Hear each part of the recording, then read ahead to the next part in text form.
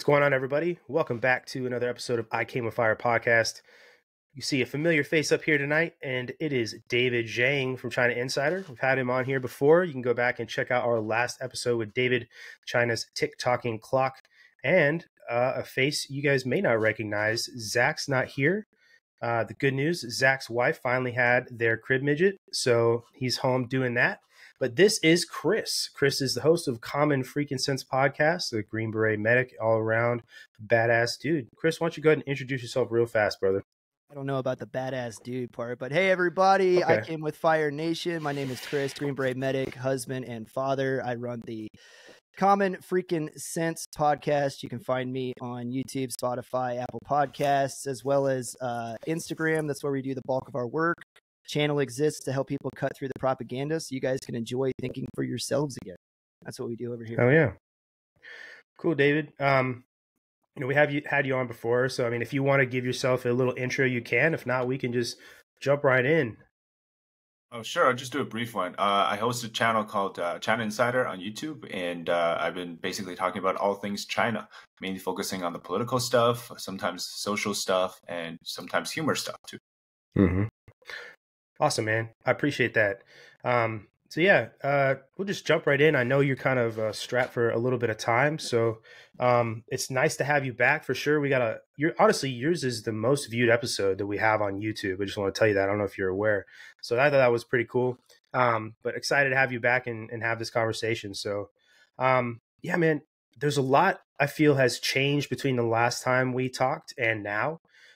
Personally feel like the tension was really, really high last time.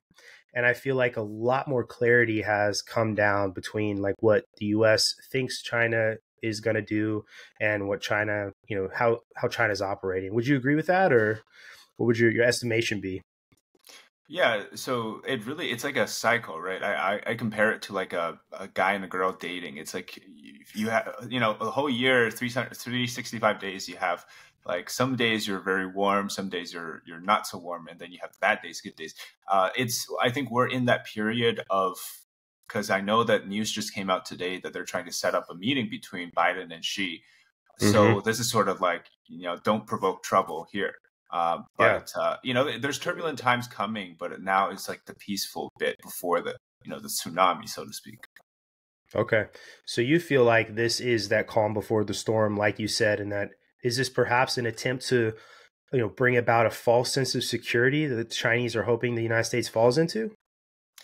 I hope they don't fall into a false sense of security, because everything up to this point has been, this is technically it's a reset, right? It's 2024. 2023 was a turbulent year. I don't expect 2024 to change that much, but the focus for China right now for the CCP, it's really domestic. Yeah. Even, like the last time Xi and Biden met, which was back in November in San Francisco, APEC, right? So Xi came with the mission to sort of get a lot of economic help from the United States to stabilize China's economy. I really didn't see much come out of that from the United States side. And now they're trying to come up with a second meeting. Or I don't know if this one's going to be virtual or going to be in person, but I assume going to be virtual.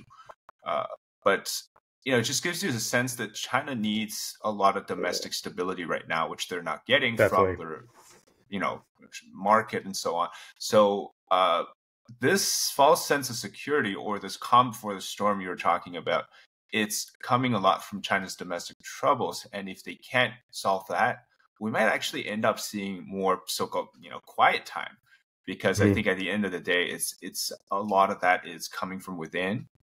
So internal issues, that's really the big focus for Xi right now. Yeah, David, I have a question for you on that, if you don't mind if I jump in. Going back to that meeting where Xi came to San Francisco, there was a lot of reporting in United States media about how Gavin Newsom really took painstaking efforts to clean up San Francisco to make it look really clean as we were, accepting our Chinese, counterparts to come in. Did you see anything in Chinese media about that on their side? Interesting. About what? Yeah, so it was interesting because there was actually so here's the interesting part. So that's a really interesting question, okay? Because what happened on the American side, so to speak, like English media, right? Our attention was focused on how Gavin Newsom was doing this big stage show for Xi to welcome him. And then while on the Chinese side, what was happening entirely was focusing on the dissidents, protesters, democracy movement, activists fighting off of these like CCP hired Chinese immigrants. That they were basically paid, I think they even flew in like escorts from Flushing, New York, gave them like 200, 300 US dollars, and then just had them pretend to be, supporters of the CCP. And then there were like actual clashes and stuff like that happening. So, it was a two-sided ideological sort of, I guess you call it a battle. On the United States front, you had the whole, is San Francisco turning into an authoritarian state, but welcoming other dictatorships sort of thing, right? And then on the other side, on the Chinese side, it was more like the ideology between like freedom and communism, really. So that was interesting. And that's a question, like nobody's ever asking about that because we were either focused on one or the other side. But I understand with your background, Chris, it's actually interesting because, this, today I was actually talking about this concept. It's back in the days, right? We usually, I mean, the American view of foreign policy is that there's a focus on America's interest, right? Sometimes that involves other countries, but particularly with China, back in the days, it was like if we can get them to be friendly with us, or if we get them on our side, we can get benefits from it, right? But at the end of the day, American interest is still American interest. But I am arguing that fundamentally that's changing today because China and the United States are so heavily tangled, China with the rest of the world, actually, when it comes to foreign policy, even in some cases, domestic policy, you have to always consider China into the question because, whether that's their infiltration into society, how much we rely on their stuff, or just in general, their sheer size and economic power in the world, you almost can't get rid of China in that sense. So today when we're talking about foreign policy, it's like everything you have to consider with the goal of whether that's competing against China in mind, defeating China in mind, or accepting China in mind. I think I personally think that's a really bad thing because of how entangled we are with China. But also it's sort of like, it's a good thing for me because I actually get to expose some of the stuff that they do. So it's the reputations are getting damaged this way. Whereas before, it's like you don't know much about them because they're technically a foreign country.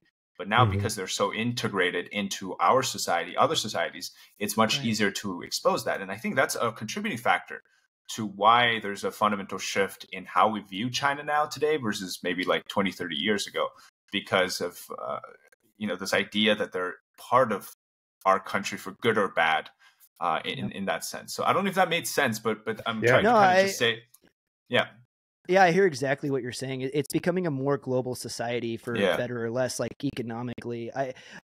It's funny because the American propaganda system is becoming very good, and I think we all know where they're learning it from.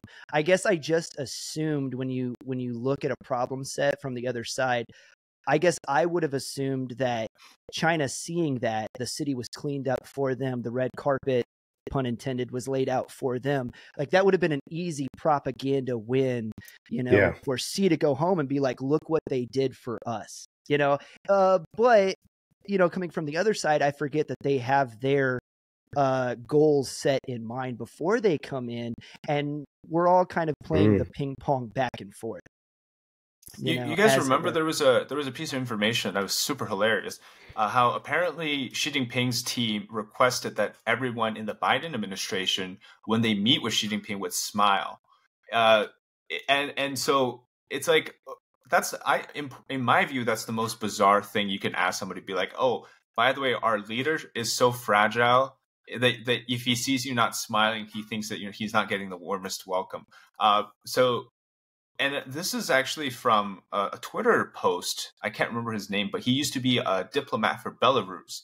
And he was directly in contact at one point when Xi came for a state visit with it was actually Qinggang, the foreign minister, that they had every single little detail planned out, like which step Xi Jinping would step on, what music, which beat of the music would be playing, that sort of thing. Like for Xi, he's very about that face image, like that reputation stuff, right? So if the red carpets weren't rolled out for Xi in San Francisco, that would have been seen as sort of shaming him. In fact, you saw this in Vietnam when Xi went for that state visit. I think it was December or November, right? It was after APEC. It looked like the Vietnamese communists didn't really care that much for Xi. It could have been unintentional, who knows? But I thought it was hilarious. So I made a video titled it Xi Jinping Gets the Middle Finger in Vietnam, because he really cares about that stuff. I don't know if that makes sense to us. It's like, sure, like we can bash on Biden or Trump or whatever, right? Like at the end of the day, if you ever did that to him, he actually gets angry because I guess that's what dictators feel like. They have a false sense of, I don't know, this pride thing that they always have to be the biggest guy in the room, so on. But yeah, so that whole thing was hilarious. Well, think of some dictators too, like Idi Amin, for example, always wearing this military uniform, making himself look important. It's all a pomp and circumstance, just show, And so, Chris, when you said that, like, I agree, like, take full advantage of the fact that, everybody's smiling at me. This sort of feels like a control tactic, and the red carpet, like you said, the applause, the flags, all of that stuff. But yeah, no, David, very interesting for sure to hear that other side of that. And just, I like what you said too, Chris, about the fact that, they're already planning all this stuff out well before. And, the United States is a lot more reactive versus what they're doing. Yeah, I think both sides are becoming very reactive, because anybody that's paying attention to global politics can't deny that the United States has the corner of the market as far as like military projection and military power, but China has the economic power and the production capability. Right. And so it's like you're watching that global hegemony, the power on the global system start to fracture between East and West. And one of the reasons I'm so excited to talk to you tonight, David, is because it's like there is a difference of thinking, a fundamental difference of mind between the Western mind and the Eastern mind. Case in point, you were talking about, you said that our leader is so fragile because I don't think the Western person can comprehend the idea of saving face. And the optics of it, but that is a very Eastern mindset that everything is optics. The leader of the family, the patriarch, being in power, strength. Those are things that aren't necessarily as important to us in the West. But what's interesting? But now you're seeing those things clash. You know what's interesting though? I always found this interesting. Like when I was born in China, right? When I was in China, the idea was like you wanted to preserve your strength and kind of project it inward, like your self-fulfilling, your, whether that's masculinity or feminine, the feminine side of things, if you're a girl, is that you keep it within yourself and you kind of express it within. But then, my perception when I went out here into the West was that, everything was outwards. You kind of express yourself. You laugh, you get angry, everything's expressed outward. But then when you actually look at what you just mentioned, Chris, what the CCP is doing is they're almost like going against the traditional way of how Asian cultures are, trying to project to be this large monster or whatnot. And then now I'm noticing that the United States is actually doing the opposite of what my perception first of, so-called Westerners would be like. Now we're talking all about like this, whether that's like the woke stuff or like all the gender stuff, like this, all of that. It's very narrow-minded in my view. It's not something that's supposed to be focused on. But I just thought that shift it's so interesting because precisely what the CCP does is they try to fool people by thinking that they're all powerful, right? Like, they have supposedly, before these few years, they had, one of the largest workforces. They have domestic production. They have a growing tremendous amounts of military power. But in reality, what we've seen is that there's corruption in the military. There's actually young people especially can't find jobs in China. There's an aging population. There's actually a lot of underneath issues that it's never talked about. And then here, now, I don't agree 100% with all of what the Biden administration is doing, but one thing I think they're quite good at is keeping the narrative that America is at least still powerful, against, all of what the propaganda from China says. America's dying, their country's falling apart, blah, blah, blah. Like, it's not actually that bad compared to what's happening in China. But it's like, I noticed this like shift.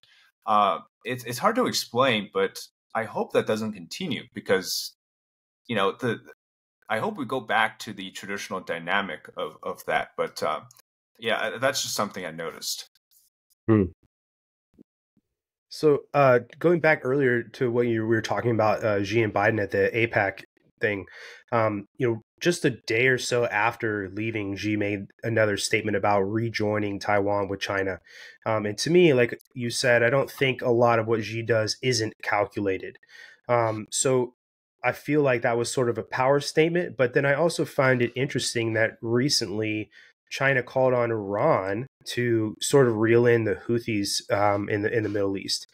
Do you think that is some sort of response to the American administration in hoping to get some sort of aid for what's going on in their economy?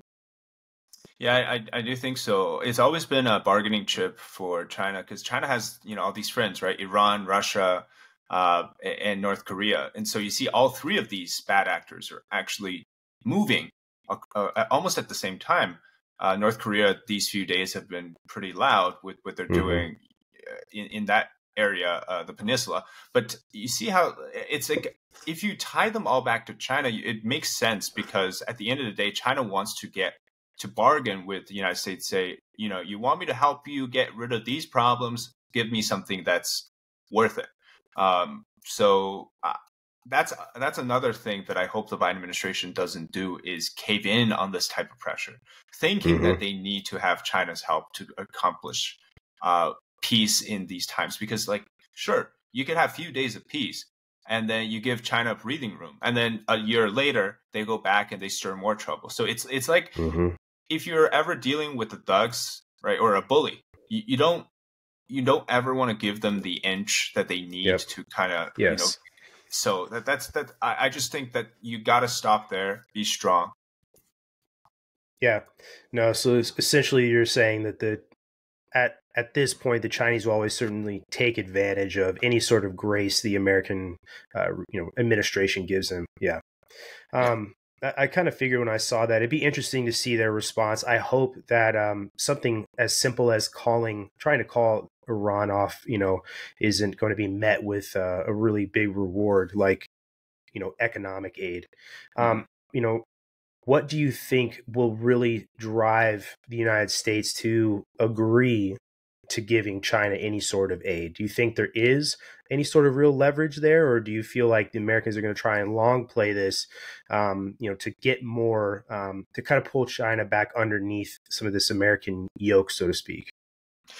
If you asked me this like maybe 2 years ago, I would say that the United States has a lot to, well, at least they would think that there's a lot to offer. But the problem today is China's losing its attractiveness in almost every aspect, because now there are alternatives to China that didn't really exist maybe even 10 years ago. Like, for manufacturing, you have India, Vietnam, right? For any sort of raw material, I think Vietnam was also huge in that. So if it's purely an economic sort of exchange, where China seeks to extract some sort of a concession that way, it almost seems like there's not much that the United States can get out of that relationship today compared to maybe a few years ago. So in that sense, I really see that the United States may not give China what they want, given the fact that I think here's the thing that I thought was very interesting, is because the Ukraine example, right? China had first tried to appear like they were the kind of the middleman to broker peace deal, right, for the entire for the entire war. But obviously, at the end of the day, everybody finds out that China really isn't trying to do that. So since then, I'm not so sure if we've ever heard a clear answer from not just the United States, but other countries to just say that, look, I think we should stop trusting China's going to be the middleman to broker the peace deals for anything. Didn't do it for Ukraine, didn't do it for Israel, Hamas, probably not going to do anything for Iran, like in terms of actually trying to get peace, or North Korea. So like, because I think China lost its attractiveness in almost all respect. Whether that's their reputation, whether that's their diplomatic abilities, or even just the economic incentives I talked about. So yeah, I see less and less need for the United States to do that. So I hope I'm right that they won't do it. Likewise, yeah. Well, at the end of the day, isn't a United States distracted around the world, hung up in, all kinds of warfare? That's better for China at the end of the day, right? So they really don't have any incentive to actually broker peace. Yeah, exactly. Yeah. Right. So yeah, I would it just makes sense to me that they would be the guy sitting at the table like, yeah, I'll totally give him your deal. I'm not giving you the deal. No, yeah, you're right. Like, I mean, okay, sure, give what Iran wants or give what Russia wants. And then that's going to buy you like 5 days of peace, and then it's going to go right back, right? And so there's no point in doing that. That's a really good way to put it. Yeah, I was wondering if you could just kind of jump in a little bit and give a nutshell overview of the housing collapse, the housing and economic struggles that China is facing. Yeah, so totally. Let me just start from the beginning, because I think it's worth for the listeners to understand the context of how we got here. Now, in the 1990s, this is sort of 10 years after China started to get a lot of money from opening up and reforming its political system in a bit, sort of, not really, but anyway. So in Hong Kong and around Southeast Asia, there was a way in which they sell houses, which is to do pre-sale campaigns. Now, basically, the developer for the apartment complex or whatnot, they do a campaign, say, we're gonna have this. And can I jump in for just a second? At the time, Hong Kong was still a relatively sheltered free market. City, wasn't it? Yeah. Okay. Yes, at that time, Hong Kong was still, I believe, they were still under British rule. Okay. Because this was before 1996, right? But the way that they were doing these pre-sales was you put the down payment, you basically kind of put down reserve the spot, right? The unit, and then so there were laws and regulations in place in which if something were to happen, let's say the house doesn't get built, you get your money back. So it seems pretty normal, right? You see them in the United States sometimes too, but the problem is large real estate developers like Evergrande and Country Garden, they adopted that idea that was very popular in Hong Kong, and then just crossed into the mainland and started doing the same thing in the late 90s to the early 2000s. With the introduction of China into the WTO, lots of money was coming in. So everybody wanted to buy a house. Everybody had the money to buy a house. So real estate developers and local governments started seeing a huge lucrative opportunity to get profitable from from building houses. Now, the local governments, the reason why they're really encouraged to work with developers is because the more land that they can lease to these developers, the more money they get. And then the real estate developers, what they did was, rather than actually putting the amount of money that they would raise from these campaigns to sell houses, is they ended up using that money to take out more loans with the bank to start more campaigns. So over these years, what's really been happening is there's been a lot of homes that haven't been finished simply because the funds were never there to do that, to finish the homes. They were used to start other projects. So this becomes a large Ponzi scheme. And we really saw that get unveiled in 2022, 2021, because of COVID, because of the lockdown. There's just simply not enough money anymore. So what happens, you have Evergrande, with, I think at the time they defaulted, was about 800 unfinished projects. Country Garden had about 2,000 unfinished projects. And so different sizes of different developers, they for all these years, because China's been able to bail them out, right, by just printing more money, by manipulating the market, by working with the developers to propagandize the market. That always works. Just yes, exactly.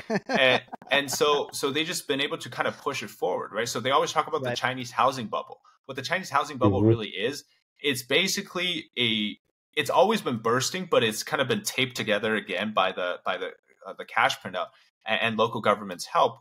Is that the real price of houses in China is so artificially inflated because they've been propagandizing, saying that you got to buy a house. Everybody needs a house. And they overbuilt to the point where there's, I would say, probably enough more, like 2-3 times more houses than that's ever needed for the population. Can you give us an idea of US equivalents for like a Chinese house? You mean in like pricing? Or pricing, yeah. Because you said it's so artificially inflated. Yeah, okay. So let's say now obviously with inflation, but let's just say a $300,000 home in the United States, right? Somewhere in Florida, is probably going to cost you, I would say, like $5 to $6 million, or not dollars, but 5 to 6 million yuan, the Chinese currency in China, right? But the thing is, if that, and it's not a house too, it's an apartment unit. If that house was actually worth that much, it would be great. But the problem is it's not. The reason why is this, right? This is before the pandemic, by the way. I'm just talking about because when the pandemic hit, everything kind of like turned upside down. But this was before the pandemic. Now, they were saying this, right? They're saying, if you don't buy this unit at 5 million, it's going to go up to 6 million, 7 million. But that's not even the problem, because there's 700 other people lining up to take this one if you just don't get it now at 5 million, okay? They're saying that, okay, and then so people started getting really like scared that they will never have a house left. I don't know how people they were just been propagandizing this so much, I guess, that people really believe them, that they're not going to be left with a house. So like they start buying. The panic buying. So what the local governments really did was not to create a market for housing. They were creating a market for urgency. People were simply buying urgency. They were buying the desire for owning a place. Now, this is also a Chinese But obviously these people are buying these houses on some kind of credit system, correct? Well, they're buying it on like they're just, a lot of them they're paying cash. Like at least they're paying the down payment. Wow. Okay. So that's what I'm talking about. They're taking like bank loans also. Yes. As we would understand them. Yeah. Yes, exactly. So the actual buying a house part is the same as like a regular mortgage. But this is like a Chinese people thing, because Chinese people think that the ultimate goal in having a life is to save up for a house. So you're talking actually about the entire saving of like maybe 2-3 generations of people in China to go toward that one house. So it's like you're being trapped in a giant Ponzi scheme that's run by the government and the developers. And then they basically say that, give me all your money before, by the way, this is still before the houses are even built. This is like in the pre-sale phase. And they're saying no supply. Exactly. So everything is like basically artificially created and manipulated in that sense. So then what happened was leading up to like today as we speak, because for so long these developers really didn't make any money in the sense that they overbuilt, they overspent. All of them are in like billions of dollars in debt. And it's gotten to a point where it's so big that the government has no way to solve it. Because as you said before, they're just printing the money. The money's going to the people are paying it back to the project developers. So it's just cyclical. And there's no actual wealth. There's nothing of actual value. It's just paper changing. Monopoly money. Exactly. And then the banks don't have a way to get the loans from, like they can't get the money back from the developers. Because, I mean, these developers, they can just, that's what happens with these large corporations, right? They can just default. And then they're saying, okay, well, we'll let the government sort it out. But this is not just one, right? This is like multiple trillion. I think, I don't remember the exact number, but I think Evergrande had like 2-3 trillion yuan worth of debt. And then they went through like 5-6 rounds of restructuring since its first default. And it's just I think from watching one of your earlier videos, you said that the internal debt of the nation of China is like in the 90s of trillions. Yeah. Is that correct? Yeah, so that's actually more to do with because China builds a lot of infrastructures, right? Like beautiful skylines. I didn't mean to change your direction. No. That's actually I have to talk about that too. So I'm glad you mentioned it. So okay. Google says it's 325 billion Evergrande's debt. 325. Yeah. Yeah. So it's like trillion yuan, but like 300 something billion US dollars. Yeah. So the reason why infrastructure is also important is because real estate is about 30% of China's economy. The reason why China's GDP sometimes gets such a high number is because they keep doing infrastructure projects, right? Because technically you're still producing things because you're putting people into work, you're putting amounts of money into it. So you build a new bridge, new railways, new buildings, like beautiful skylines in China are created this way. Right. But the problem with infrastructure, as everybody should know, is that there's no money to be made on it, right? Like a bridge doesn't make you that much money unless, you're like New York City and you put like tolls. $16 tolls on every car that comes You would know, right? Yeah. I hate going is that where you're at? Yeah, I'm near New York City, so I refuse to go into the city now. And they're even charging like rush hour toll or something. They are here in California too. Oh yeah. You guys need to get out of those communist states, man. For sure, I got to move back to the United States. U.S. So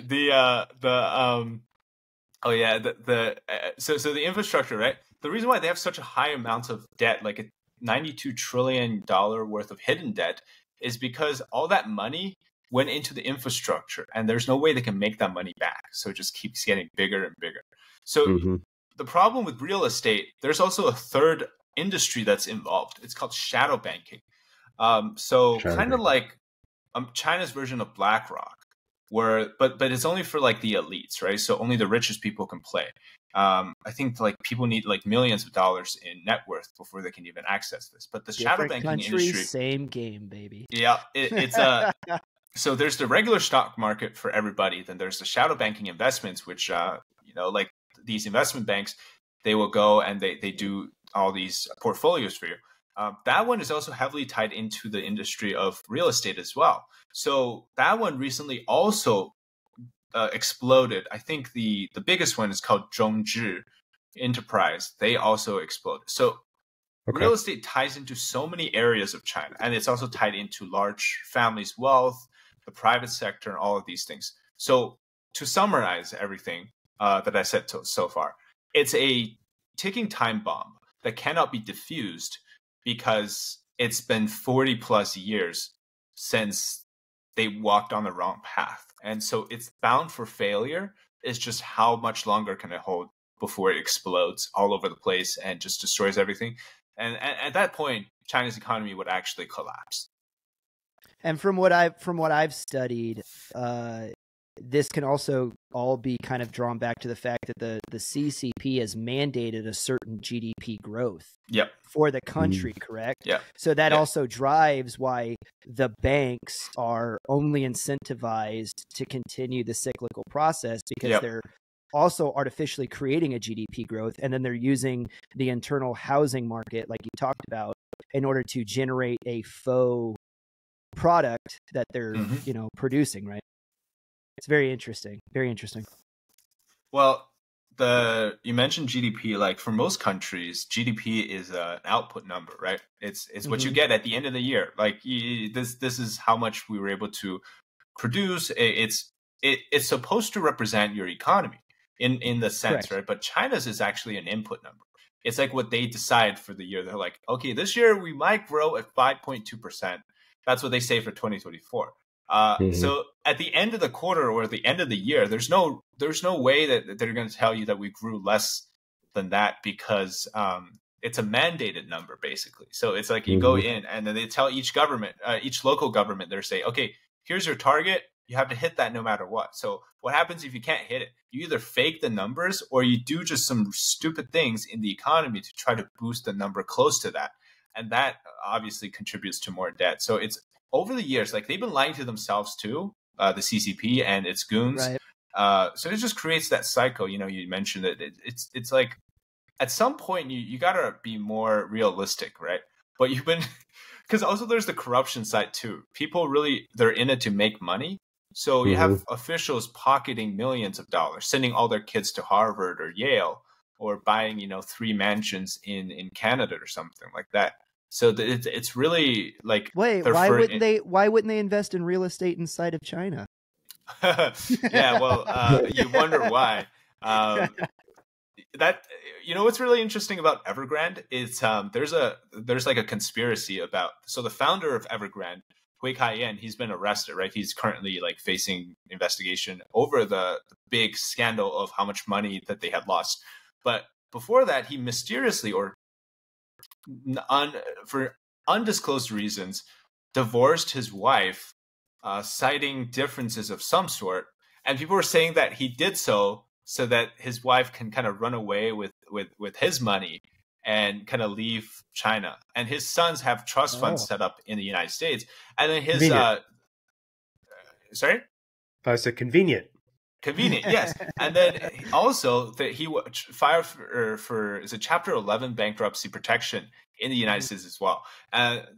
For some convoluted reason, apparently you can launder money. Like they apparently take the assets that he owns, somehow that can become like clean money for them. I'm not so sure how it works, but that's like a whole theory I read.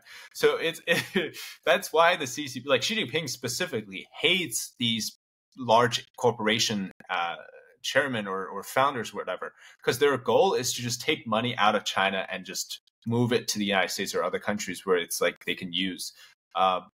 That's a lot of assets that's actually leaving China. So obviously the CCP doesn't want that. So, but I just find it hilarious because no matter what, like this guy's rotting in jail, but his family is at least getting a good life out here. Right. Like so what does Xi try to do to rein these guys in that he hates so much? Well, you saw it with Jack Ma, right? Like all they can do is just punish the guy. Like they'll put him in, they'll make him disappear for like 2-3 years. Some of them, like I think the founder of Evergrande is probably going to end up in jail for, I don't know, 10-20 years. Jack Ma, the thing is, if you show your loyalty in China, right? What happened with Jack Ma was he openly criticized Xi Jinping's way of handling the economy, and that obviously made him really mad. But if you can be loyal in China, you can survive. It's just at the behest of the party, you can never make enough money. So you know how China, every company has like a communist cell, right? They only technically hold like 1% shares or like 0.5%. But the thing is, like, because they're the CCP, at the end of the day, if they ask you for how much amount of your overall earning, you can't say no if you want your company to still exist, right? So eventually what happens is all the companies that is that the way that the government is ensuring that the business is staying loyal to the CCP? They put actual wow. Because you cannot have a company. That's what happened with Jack Ma and Ant Group, right? They were their financial prowess was too much. They were rich enough and more, because they were also a tech company, right? They also had technology. They were almost capitalistic. Yeah, you can't have that. Xi Jinping called it uncontrolled expansion of capital. Basically, it's like not the right direction that he wants things to go. So if you're like, for example, you're in China, right? Xi Jinping says, okay, we're going to pivot left to do something. And then here comes Jack Ma. He goes right. And he has it's like he has the wealth, he has the influence, he has the technology to do that. But just because you're now, you're branching much higher than the CCP and Xi Jinping himself, we got to cut you down, right? So he just got chopped in half.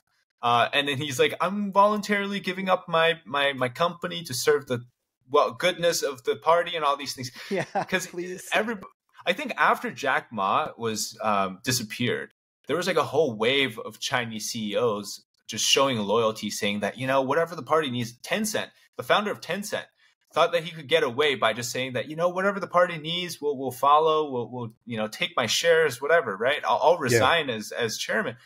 Still, I think he didn't get he wasn't let off easily, because I think now Tencent is is getting another wave of crackdown. But anyways, my point being, like, it's like you want to be a businessman in China, you're not going to make money, or you have to show loyalty. Otherwise, you just get stomped. Speaking of that type of corruption, Brandon, I think that's a good spot to pivot into talking about what's going on in the military. I literally had the same thought. Yeah, man. Yeah, the rocket force, man, that is something that I want to hear about for sure. And just some of these issues going on with some of these generals being replaced, I should say. Yeah. Oh, give me 1 second. I'm gonna go open the door for her. I'll be right back. Cool. Perfect. I'm gonna go take a leak. All right. I'm back. Cool. Just for like my own curiosity, Changpeng Zhao, the Binance CEO. Oh yeah. I know he's in jail, like he was facing those charges here in the United States and was found guilty. But how much of that will play out for him, if anything, like in China, if he's called back? Oh, that one I was very interested in it because Binance, I knew almost like I had a feeling from the very beginning that Binance was some sort of a scam thing. There was a rumor saying how he's like a white glove, which is basically he works as a front for like a CCP family to launder money, but there's no actual proof of him doing that. But I think the reason why he's like, so let's say if he goes back to China, I think he won't be able to appear as like a business person anymore. Like he'll probably disappear. But I don't know if Bitcoin in that sense is that big in China though, because I think China wants to do their own like digital currency stuff. Central banking digital currency. Central banking. Yeah. Okay. So I'm not 100% sure what CZ is all about, but I'm so anti CBDC I can't even. Me too. No, anything CBDC, like that's just as if I needed more government control in my life. You know, I definitely don't need that going on. But well, you're a Bible reader, right, Brandon? So yes. So in the book of Revelation, where it says that a loaf of bread is going to cost a bag of gold, and you will not be able to buy or sell or be in the public square unless you have this. Like, tell me that does not sound like a central bank digital currency where they can just turn it on, turn it off, and turn it on. Dude, I'm telling you. Yeah, no. It's funny. I recently had a conversation with my mom about that. No, don't be sorry. I mean, it's a legitimate topic, but my Christian comes out. No worries. Very interested to hear because what Xi is doing with some of these Chinese generals is very reminiscent of just any dictator, Stalin, Hitler, and needing people close to him that are yes men. I get the same impression that this is kind of exactly what was going on. But the one that made the news the most, like we were talking about before, is leader of the rocket force. Yeah. So China, so the rocket force, for those that don't know, is responsible for nuclear missiles and strategic weaponry, including, I think, even space weaponries. But it's like the most important force to be ready for a war, let's say, over Taiwan. So what happened was about April of last year now. Wow, time flies. There was like a whole rumor going on about how the rocket force generals, they're getting like purged. It was confirmed later, obviously. Now we know that they did. The reason I think, now still 100% not fully disclosed as to why they were removed, but the real reason I think happened was because they were unwilling to fight over Taiwan. Because corruption in the military, it's like unprecedented. It's a big deal. There was a report by, I think, Bloomberg, who revealed that there were some rockets filled with water in, like the Chinese. Yeah, Bloomberg or Wall Street Journal. I'll find it real fast. Keep going. Yeah, and then they were also saying how the lids for these like silos, missile silos in Western China, you can't open them. Now, Bloomberg, ask any person that knows China knows that the military has been corrupt. It's the most corrupt under former leader Jiang Zemin, because when Jiang came into power, he didn't really have anybody in the military to support him. So the way that he wanted to rule was say that we can be corrupt altogether, and then everybody for just make money. It was called "Stay Silent and Make Money," and so basically, military corruption was at Yeah, if we're all wrong together, we're right. Can't arrest us all, right? Yeah, exactly. So, and then it extended till today, right? When Xi came into power in 2012, he also didn't have anybody in the military, but he did it the other way. He says, I'm not going to do corruption. I'm going to do anti-corruption. So he just starts to like violate the entire military. I guess you call it like a twisted code of some sort, like a brotherhood code. Like, you know, we were in it to make big money and now you want us to stop. And so he purged a bunch of people. He was like in such a heated battle with the I think it was the Navy back in the days, purged all those personnels. And then, so the Rocket Force is super important because if the Rocket Force isn't ready for Taiwan, how the heck are you supposed to, you know, do this invasion? You can't. So, he got rid of them. Now, there's also the loyalty issue too, right? So you mentioned Xi Jinping needs yes men. It ties into the reason why the Rocket Force doesn't want to fight, because the Rocket Force knows their own capabilities. If you actually have so much corruption over the equipments, you know, like readiness and everything, there's no way that they want to die for Xi Jinping. And so now what happens is they've replaced them with outside generals. Now, you guys probably understand this a lot better than I do, which is that if you're in the military setting, you have a homegrown sort of reputation and respect within the branch of the force. When you introduce somebody from the outside, you don't have that level of respect anymore. Trust, the trust, right? Teamwork, all these things. The Rocket Force is one that's really particularly about that.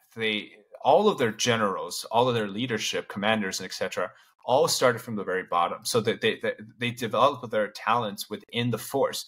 They don't have an outsider that comes in and says we're going to do things differently. So now, you know, the question about will the Rocket Force actually listen to this? The commander is from the Navy and the chief of staff is from the Air Force. So you have, you know, the Air Force guys and the Navy coming in to tell the Rocket Force what to do. It's probably not going to work. But Xi Jinping doesn't care, right? Xi Jinping needs loyalty. He needs yes men. So that's the first part of the story. The second part to that is the disappearance of the defense minister and the foreign minister. You guys probably heard those two headlines too, right? How those two tie in with the Rocket Force is very interesting. Now, there was allegedly an intel leak from China to the Americans, and that involves the foreign minister, Qin Gang. So apparently he somehow helped in the process of leaking that intel to the Americans. And that's how the United States was able to learn about the missile vents, the lids and the missiles filled with water, etc., all these things. So when they discovered that this intel was leaked, that's when, you know, they started to disappear people. And then Qin Gang was disappeared on June 25th, 2023. Now there's even rumor that he's been killed, etc. But Li Shangfu, the defense minister, he disappeared about a month after that.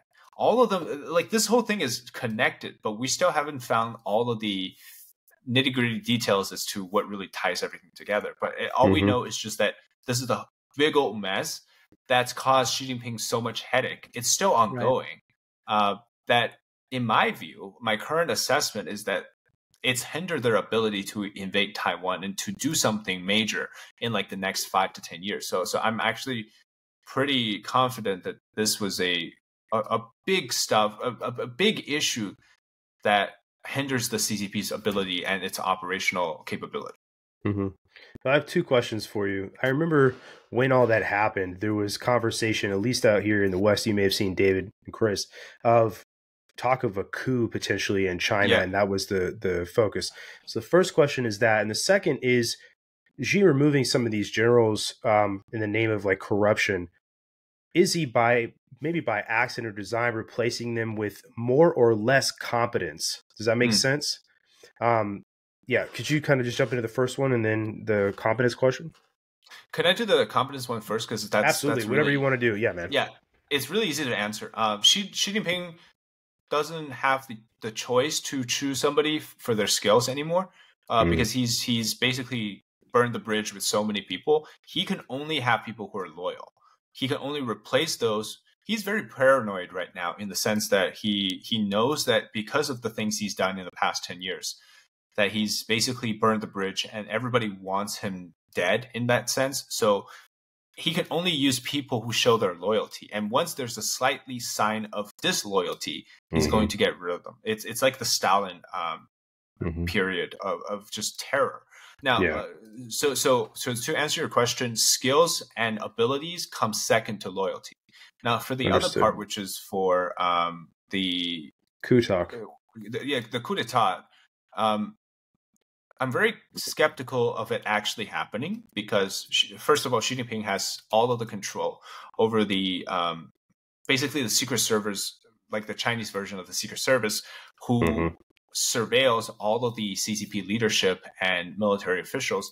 And the second is everybody knows that now if you try to go against Xi Jinping, you're basically going to give up everything you have and everything that's your family has, which to many elites in the CCP isn't about that, because at the end of the day, they care more about their wealth and living a luxury life and their power, right? So a lot of them aren't incentivized to do that. But there were cases of coup because specifically with the Rocket Force, there was the talk how they tried to remove Xi. But it logically doesn't really make sense to me because the Rocket Force, they're not like, the Marines or the Army. They don't have special forces to just say, yeah, we're going to take out Xi or something like that. Yeah. So people were joking how the Rocket Force was going to launch a missile when Xi was in the air when he was flying to South Africa for the BRICS summit. That's why Xi Jinping is really afraid to go out of China. But he points is that it's like Xi Jinping is fearful for his life. That's clear, right? And like everybody wants him dead. That's totally true. But it's also true that like it's hard to start a coup against Xi Jinping because he has so much power. In fact, something to understand about the way Xi is running the country right now. Xi Jinping has, even though he has all this power concentrated into one person's hand, he's still afraid that the traditional methods of government, military, and the party is out to get him. So what he's done is he created this like something called a secretary's office within each level of the government, the party, and the military. These people, they're basically like spies that are sent to become like assistants to, say, like a general or assistant to like an official. And whatever those people say gets directly reported back to the central office of secretaries, which is overseen by one of Xi Jinping's like confidant. And so they bypass all traditional methods of passing on information. And so they're actually spying on every single official. So sometimes, like everybody knows that they're getting listened to, they're being listened to, but nobody has an idea who that person is. So imagine, right? Let's say, the three of us were having a conversation in like the coffee room about something. And then like suddenly, I said something or I misspoke about something and that gets reported. I could disappear the next day. So that's how Xi Jinping's running the country. He's also focusing on using like spy agencies to run like the political side of things as well, because he's just super fearful. It's really like 100% a carbon copy of what happened in the Soviet Union under Stalin. Like it's just there's eyes and ears everywhere, people disappearing, people getting purged, and he's just full of paranoia over the situation. So two things that I have on that. I think that the average American has this concept of Xi Jinping as being a competent, confident dictator of his country forecasted that way. And being in control. I don't know if that's because of the Chinese propaganda that comes over to us, or if that's the way that he's presented it in the American media. But what you're describing to us is much more of what I'm going to call a paper tiger, a much more fragile person than we're used to being presented. One. And then two, if China is supposed to be so strong on the world stage, you can't be strong globally and on the foreign front if you're that worried about what's going on inside your own borders. Because, if your target is divided, You see what I'm saying? And that it's very interesting. The person that you're presenting to me is not the person that I've seen in the media. I mean, just you look at history. Every single dictator has tried to be the greatest, right? They have to appear like, you know, the whole idea that Kim Jong-un doesn't poop or pee. My main man. He doesn't. Kim Jong-un he doesn't, poop, David. dude. Don't say that. He doesn't. So which is funny to me because like the whole idea of the Chinese Communist Party is that there's no higher calling, there's no God, there's no heaven, right? That sort of thing. But then it's like they artificially create this God, this God on earth in Mao, in now Xi Jinping. So they're always seeking to be that paramount sort of deity of an image of themselves. If you actually think about it, right, it's a lack of confidence. The reason why I'm actually really happy that the reason why the United States here we can criticize and to almost like brawl, you know, going to war right now over things like the border issue or otherwise. Preach, brother, preach. Is because we have a confidence that we can, through this process of arguing, you know, whether that's actually, you know, going to the civil war is that it's supposed to have a better outcome for the country.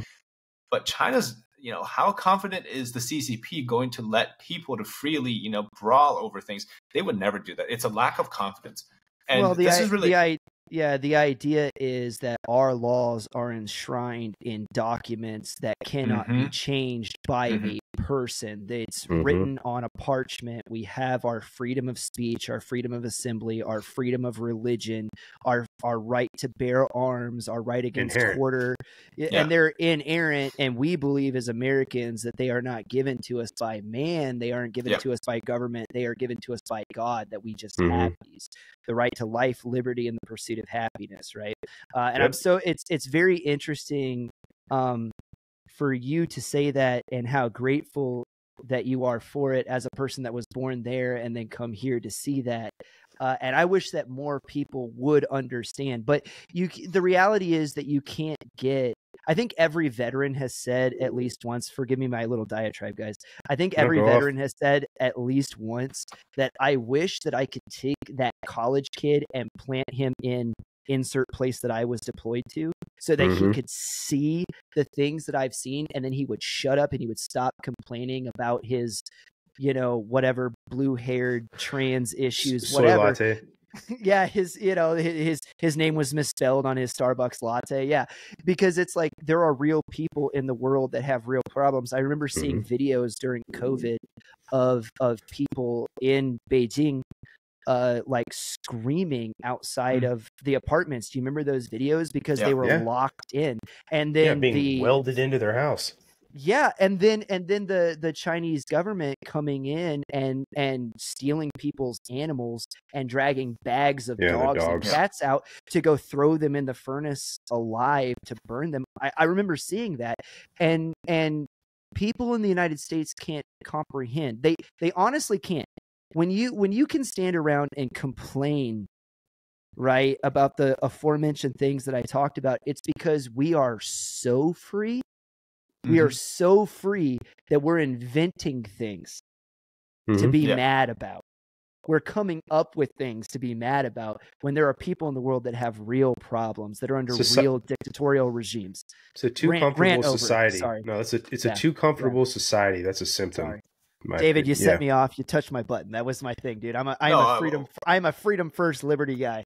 I think that's a whole other discussion about you know, communism in America. I think like that's a whole other people, like you have a lot of scholars doing that. But no, I get what you're saying, because the issue is the grass is always greener on the other side. It's like we see what we don't have, right? So it's like, okay, in America you have all this freedom. What you don't have is oppression and tyranny.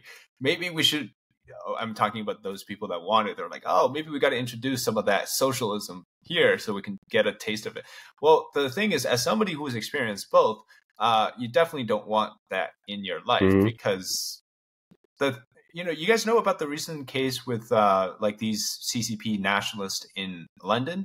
Do you hear about the piano player? He interrupted his camera while he was playing piano. Yeah.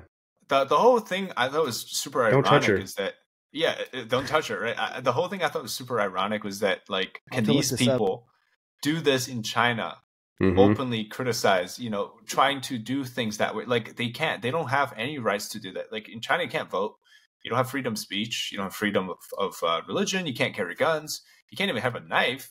If you're a butcher or you're a chef, you have to put chains on your cleaver because I did see this video. Yeah. I did. You get made, like, you get put in jail for like charges that they don't even make sense, like subverting state power. Like, what does that even mean?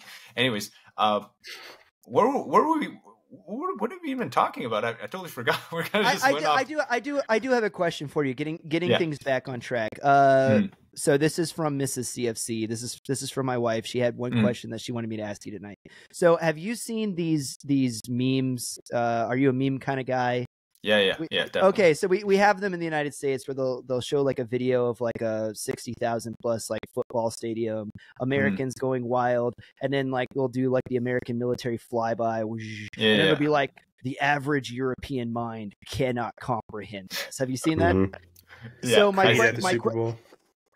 So my question for you is just, which I don't necessarily agree with it because that's just peak American decadence, and that's not supposed to be the thing that we export around the world, but whatever. What, from your experience, what is something about America? So I'm going to ask this both ways. What is something about America that the average Chinese mind just cannot comprehend? And then vice versa, what's something about China that the average American mind just cannot comprehend? So it's kind of that East versus West mindset.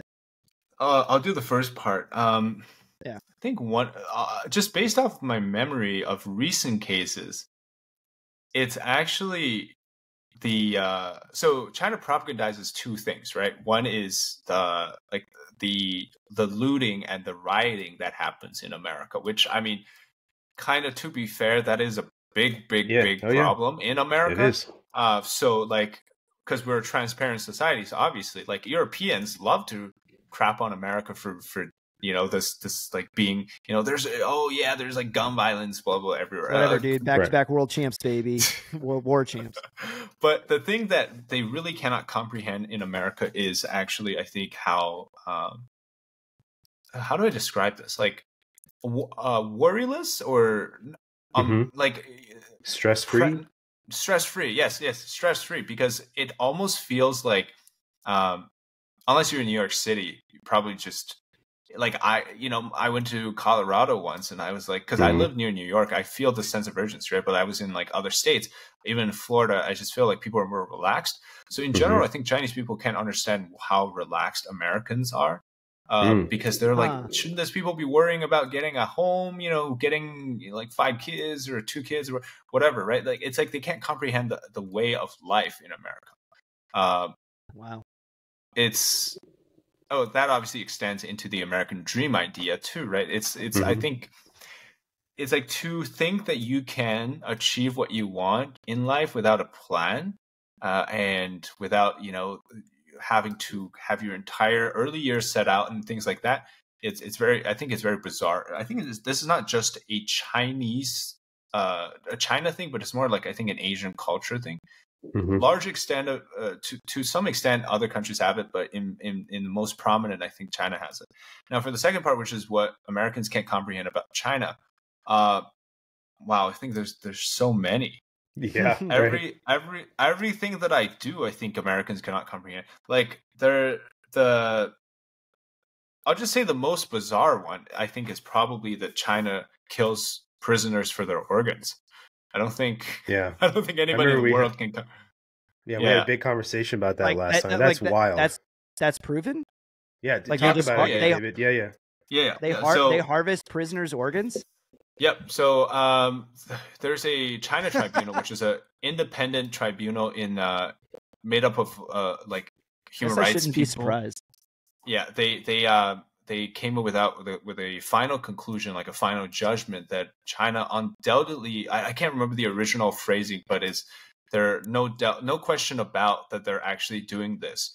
So in 1999, the CCP started persecution against a group called Falun Gong.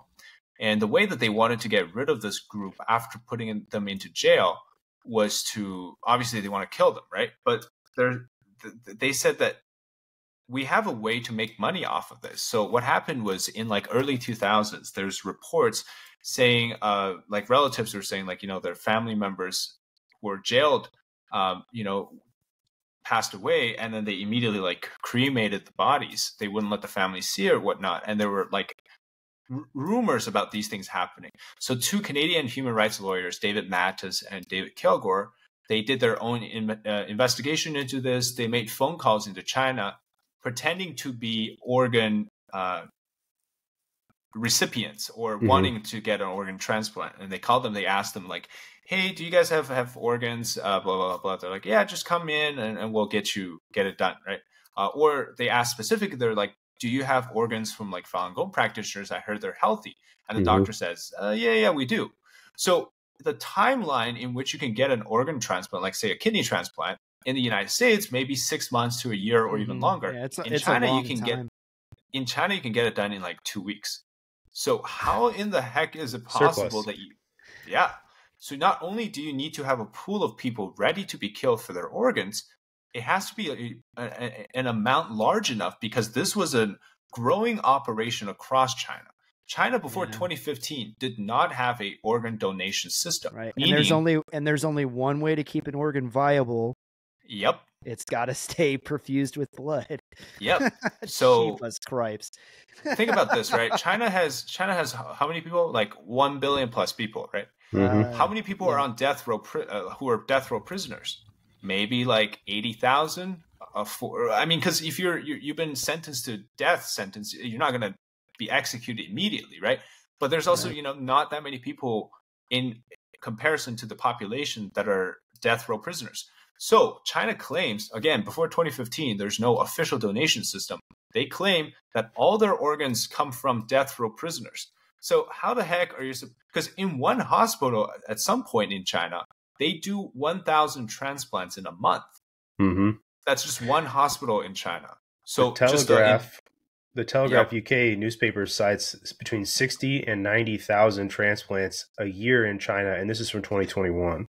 Yeah. So how the heck is 80,000 death row prisoners supposed to match 80,000 donors? That's impossible, right? Otherwise, you'd solve one of the biggest health crises in the world. So anyways, 2015, they changed their whole story. Now they're saying there's a volunteer system. Yeah. That math don't add up. That math don't math. So the other thing was at some point they like ran out of Falun Gong practitioners. So they started going on with the Uyghurs, right? They started putting concentration camps. They started harvesting the organs of the Uyghurs. And now they've gotten to the point where they're running out of organs too.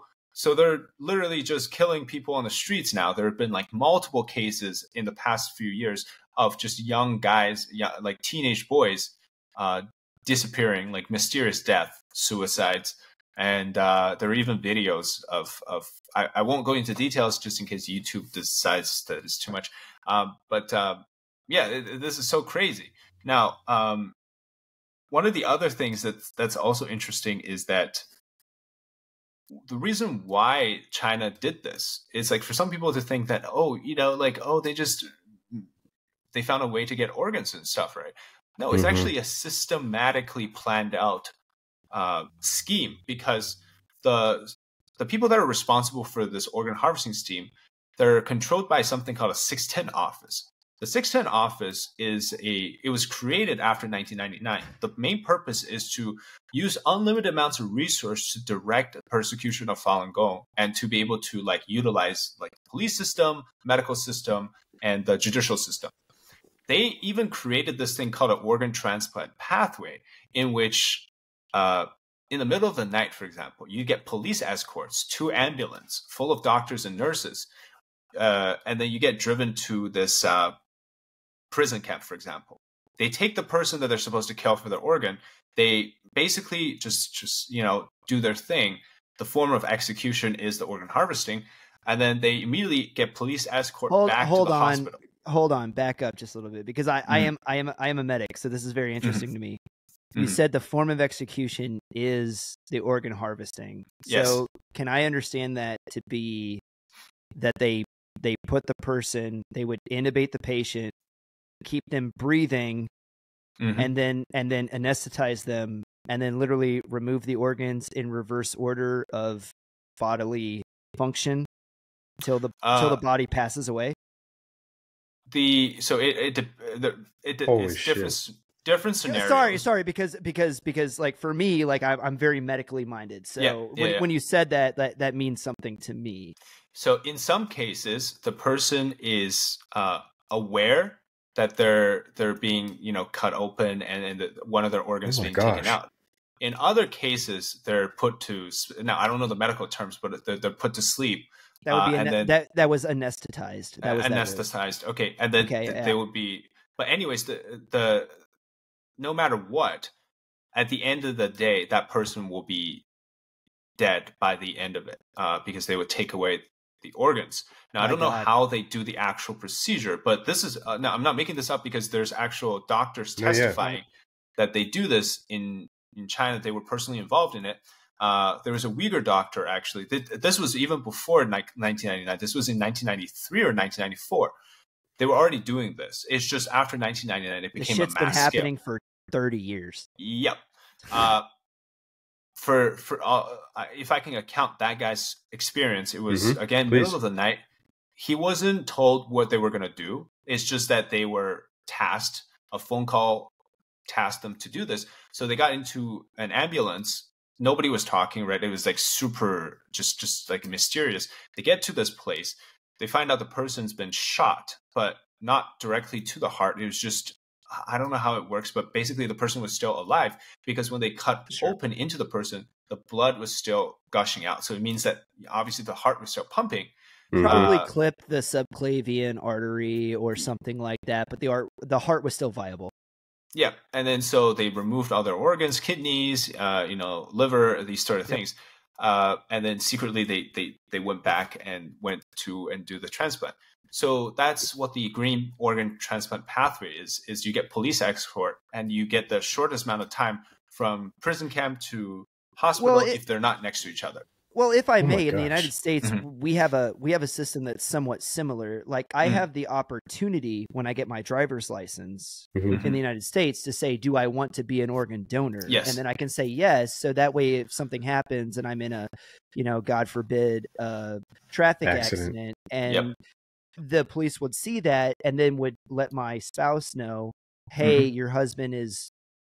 But in the United States, he's no longer, like if I was brain dead or in a coma, he decided to be an organ donor, and then they would have to ask my wife too to sign off on it, and then they would harvest my organs, which I absolutely signed. If I'm dead, I can't use them. Let somebody else use them. Not my liver, guys. I drink, but everything else, you're good, right? Right. But you're saying in China, not so. They just saw a person on the street that was injured, and then they didn't get a chance to sign up for this or anything. They just boom, involuntarily were harvested. Is that what you're saying? So China doesn't have a voluntary donation system until at least 2015.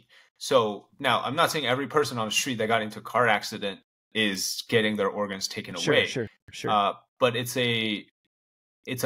because back in the days like this, that's why I say this is not for just the organ itself, right? It's not just applying to every person, because the reason why it was applying to the prisoners of conscience is because it is able to eliminate them, right? They were the group that they want to get rid of. At the same time, can kill them for their organs. And the method in which they can kill them is to harvest their organs. So it's a system in which they do this. Now, if you're just a regular Joe and you happen to got into a car accident in China, your organs might still be intact. Obviously, I'm not so sure if the doctors would ask, but I think there were ways in which they can, like the family can decide if they want to give the organs to the hospital or not. But there's no official, like you mentioned on the back of your driver license. I think in Canada they also have it, which is like their health card or whatnot. Right. But yeah, so that's the big difference. I'm glad you actually asked those questions, because a lot of times I wish people like it helps to kind of clarify more as to the reason why was happening. Well, my job in the military is to study Asian politics, so I'm not the average. Okay. I'm not the average American. I'm, but yeah. Thank you. I know at this point it'll be a hard pivot, but I am curious. You talked more earlier about how what China has to offer is sort of dwindling. How does that play into as the world recovers from the supply chain issues after COVID to the BRI? Yeah. Good question, because the BRI was obviously China's influence machine, right? Buying things with money. If you run out of money, you can't sustain the huge amount of money out. So the BRI, Belt and Road Initiative, is also one that loses money. The main purpose of it is to buy influence. So you're giving out loans to countries that have no way to pay it back, right? Obviously, if they can't pay it back, you just end up taking like whatever that was given. Planned the whole long. Yeah, that was a plan, right? But then still, like if you're not making money on the investment, you're still losing money. So in the sense, BRI, its entire purpose is for influence. So it's always been a money draining machine. It's never been a money making machine. If China doesn't have enough money, it's going to have to scale back its influence operations in the BRI. And with the alternatives to China, like India is one that's quickly becoming, India has a similar size of population, it actually, in fact, I argue, has a better integration into the Western world because they're a large English speaking population. I think they're the fifth size military in the world. If I remember correct, they're like right up there by manpower. And exactly. And all they need is they're basically in the infant stage of what China was during like the reform and opening up. So they have huge potentials. Vietnam is another one that's going to be alternative to China's manufacturing. Indonesia manufacturing. You have a lot of places, Thailand. All these places, they're basically, and then, for example, with Hong Kong, right? We mentioned Hong Kong. Back in the days, Hong Kong was the Asian financial hub. Now Singapore is replacing Hong Kong. So it's like now you wonder, what does China can actually offer the world that other countries cannot? And so when we're talking about the supply chain issues you mentioned just now, if the United States wants to strategically relocate its supply chain, why not do it with a country that it's not with number one enemy? With other countries, you still get the same amount of benefits, just without the baggage that is the CCP attached to it. So who wouldn't want that deal? So that's why I say the incentives for China is waning, but the demand for the rest of the world to become to rise up is I think there. So there's really no reason to rely on China. Now, obviously, this is not going to happen just within a few years. It's going to still take time. Sure, but it is going to in that trend. So political analysts would say that two rising powers are this has been a theory that is long held true. Two rising powers are in a inexorable entwine, like they are going to conflict at some point.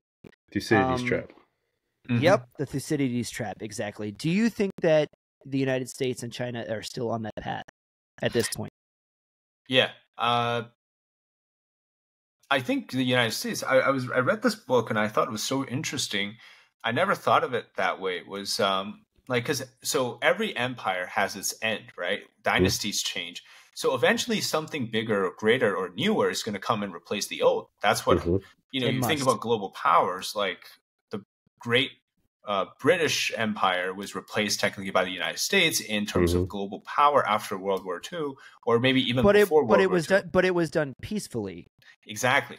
As allies. Right. The problem is... Well, not necessarily, because people are going to get in the... actually, the revolution. Well... we didn't replace them as the global power during the revolution. It wasn't until much later.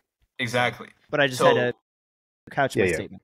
But what I'm trying to say is every power that's tried to go against the United States has failed to replace it in our recent memories, at least. The Soviet Union's tried, right?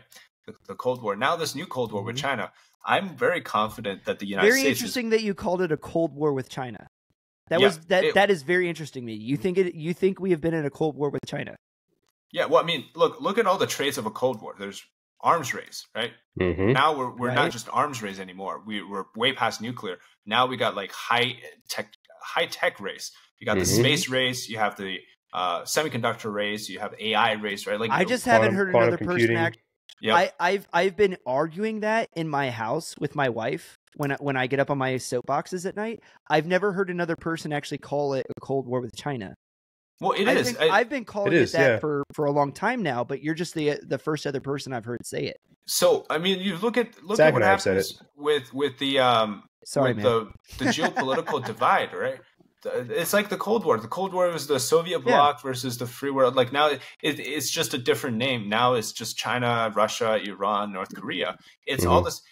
I think the idea of a Cold War, the name scares a lot of people, saying that, oh no, we're going to be doing all these things. But actually, all these is they've always been there. It's just even if we don't call it the Cold War, we call it like the next summer vacation at Camp David or something. I don't know, but it's still the characteristics are still there, right? Like you have the spy, the whole spying versus that's still happening. U.S. and China. So I don't see how this is the Chinese spy balloon last February. The Chinese spy balloon. To go to your original thought on that, I think it's very interesting because I always see this as a side of good versus evil, because I always.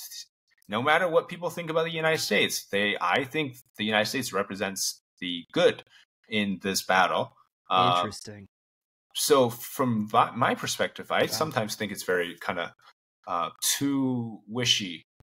But I do think that the good side will win if they really stand on the side of human history. Because I think at the end of the day, human history is about overcoming the evil of the time. And both, the two world wars, the Cold War, I'm talking about the last 100+ years, has shown us that eventually the good will prevail. So I think there's, what people, if you don't believe in a higher calling or a religion or whatnot, you might not think that, it's just coincidence or whatnot. But I think if you are religious, you would see that it fits the pattern of the teachings of multiple different religions that, right?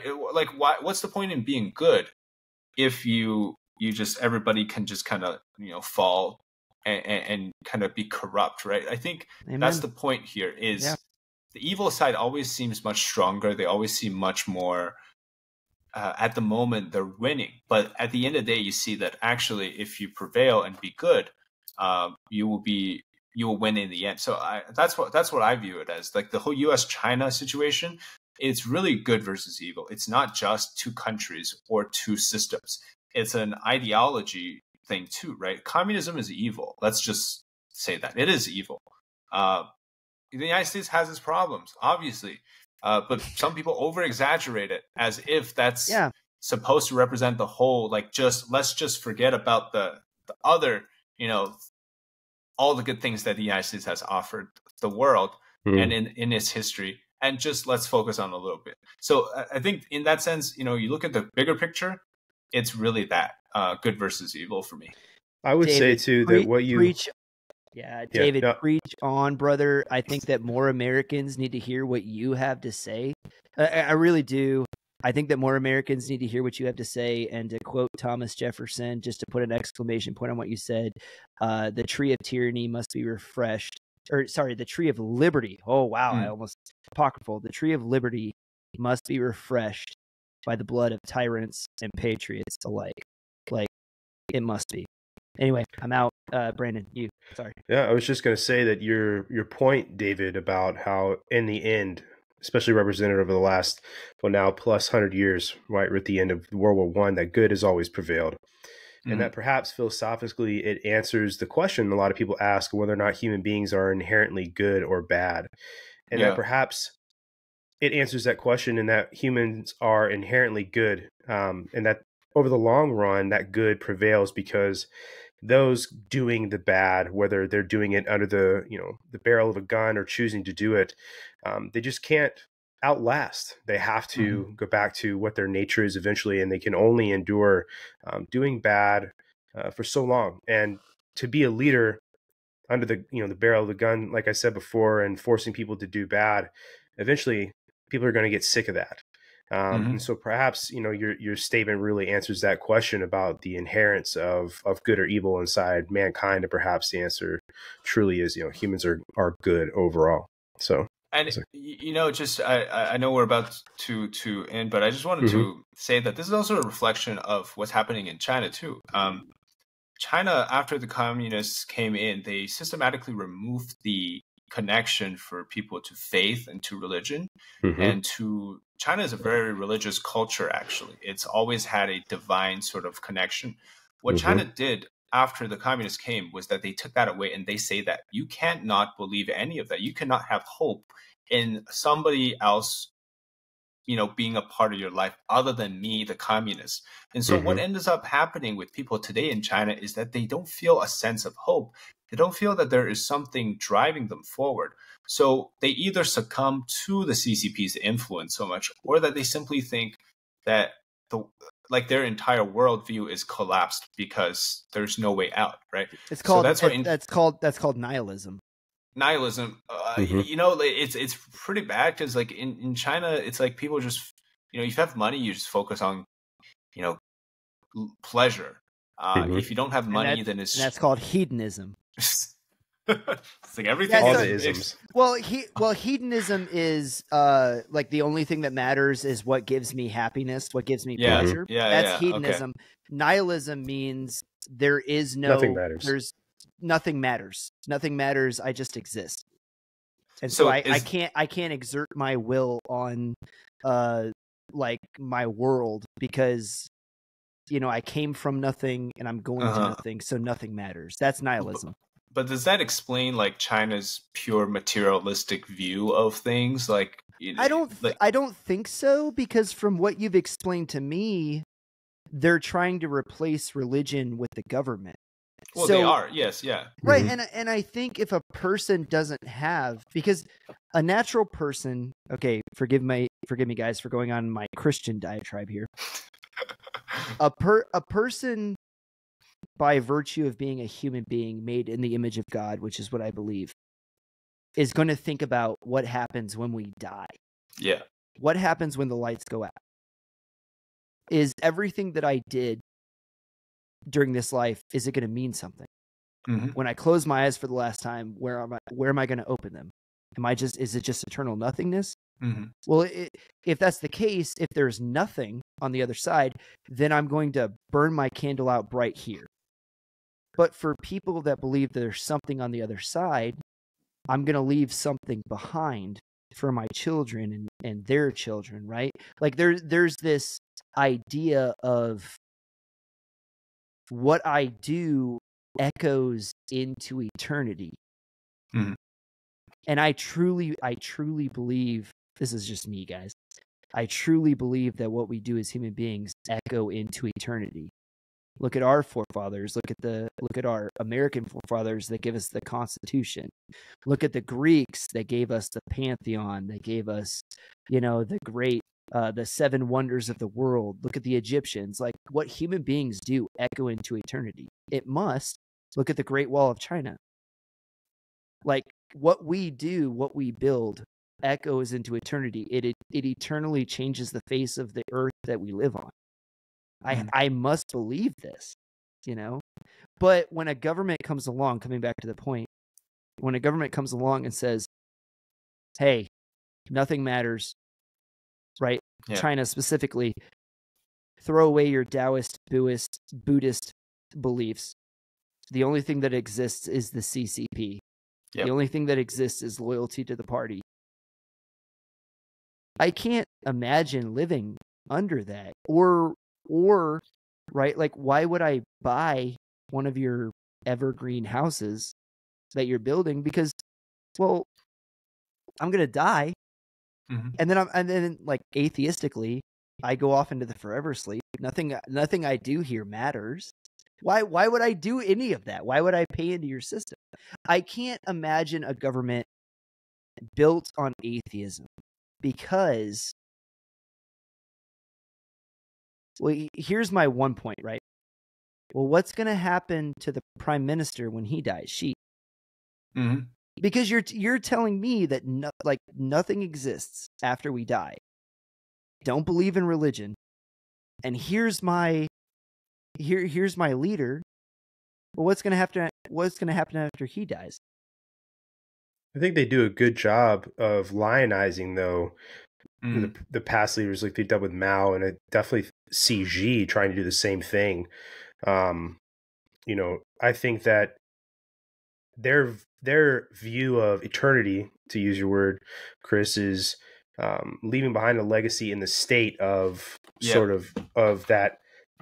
The literature that Xi writes is like a Bible of sorts, and that is the intent. Right. Mao's book, all that stuff. Yeah, interesting. But David, man, I really appreciate you coming on. I wish we had some more time with you. You know, a couple of other questions I wish we could have got to. But we're definitely going to have you on again. I really appreciate you coming on. It is a pleasure as always. And I just want to give you the opportunity before you hop off to say anything else, impart any last gems of wisdom, if you have any. No, I just appreciate inviting me back on again. It's always a great time chatting with you guys. Looking forward to the next one. I'm just I'm sure, like, because there's so many things going on that there's more than enough questions to be asked. So we can be here all night. But you know, things will develop and we'll get something even more shocking in the coming days, exactly. I'm sure. Yes. So, David, 我要告诉你，很高兴认识你。Oh, 谢谢. Yeah. Great. All right, guys. Well, this will wrap up another episode of I Came with Fire podcast. Like I said before, you can listen to our other episode with David, China's TikTok and Clock. And go find David at China Insider YouTube channel, social media as well, Instagram. And then also check out Chris's page, Freakin Cents Podcast. You can find that where he said at the beginning of the episode. All right, gentlemen, let's wrap this up. You guys have a good night.